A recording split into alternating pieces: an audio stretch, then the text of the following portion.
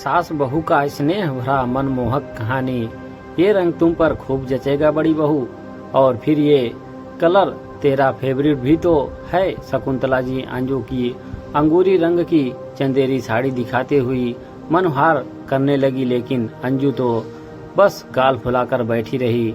शकुंतला जी के 2 बेटे थे घर में। जब अंजू उनकी बड़ी बहू बनकर आई तब उन्होंने अंजू को बहुत प्यार दिया था। हर काम उससे पूछकर करती। शादी ब्याह और त्योहारों की खरीदारी पर अंजू की पसंद अवश्य पूछती थी। अंजू भी अपनी सास का बहुत मान करती थी। एक दिन भी सास उससे ना बोले तो वो बेचैन हो जाती थी। वह 2 बच्चों की माँ बनी, लेकिन उन बच्चों का पालन पोषण शकुंतला जी के हाथों ही हुआ। छोटे बेटे आशीष की नौकरी लगे 3 महीने हो गए तो शकुंतला जी ने उसके लिए लड़की देखना शुरू कर दिया। तब आशीष ने कहा कि वह नित्या से विवाह करना चाहता है। नित्या के पिता एक स्कूल में संगीत के अध्यापक थे।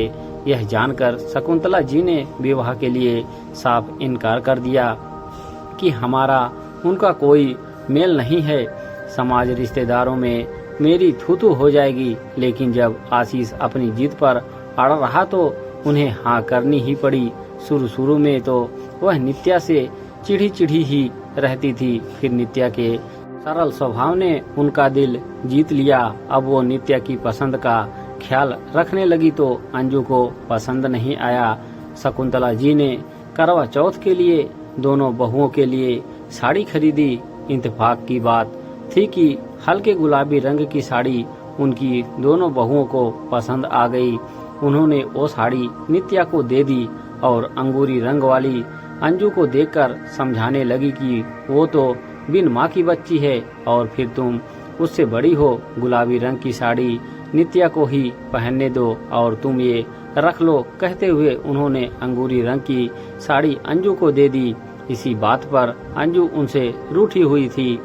बहुत मनोहार के बाद भी जब अंजू नहीं मानी तब शकुंतला जी ने अंजू को मनाना छोड़ दिया। अब वो अंजू से के किसी बात का जवाब नहीं देती, जिससे अंजू को बहुत दुख हुआ। तब उसे यह एहसास हुआ कि एक साड़ी के लिए उसे मम्मी जी से नहीं रूठना चाहिए था। और फिर नित्या को उसकी छोटी बहन ही जैसी है। अंजू ने हाथ जोड़कर अपनी सास की नाराजगी दूर करनी चाहिए। मम्मी जी रूठा ना करो। शकुंतला जी चुप रही। तब अंजू ने बच्चों से कहा कि दादी अम्मा मान जाओ वाला गाना लगाओ, लेकिन उन्होंने अपने हाथ खड़े कर दिए। ससुर पति से भी अंजू ने मिन्नत की कि मम्मी जी को मना लीजिए। उन्होंने कहा सास बहू आपस में निपटो। अब अंजू से रहा नहीं गया। वो सास के पास जाकर रो पड़ी। फिर तो शकुंतला जी हंस पड़ी। तब नित्या ने कहा कि जी मम्मी जी आपसे कभी नहीं गाल फुला सकती, आपसे मजाक कर रही थी।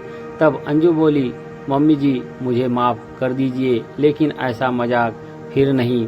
कहते हुए वह भावुक हो उठी। बहुओं का स्नेह देखकर शकुंतला जी ने भावविभोर होकर अपनी दोनों बहुओं को सीने से लगा लिया। घर के पुरुष मुस्कुराते हुए बोले सास बहू के रूठने मनाने से ही तो घर की रौनक बनी रहती है क्या। शकुंतला जी के साथ दोनों बहुएं बोल पड़ी। फिर तो घर में ठहाकों के पटाखे फूटने लगे। दोस्तों कहानी कैसी लगी कमेंट बॉक्स में जरूर बताएं। धन्यवाद।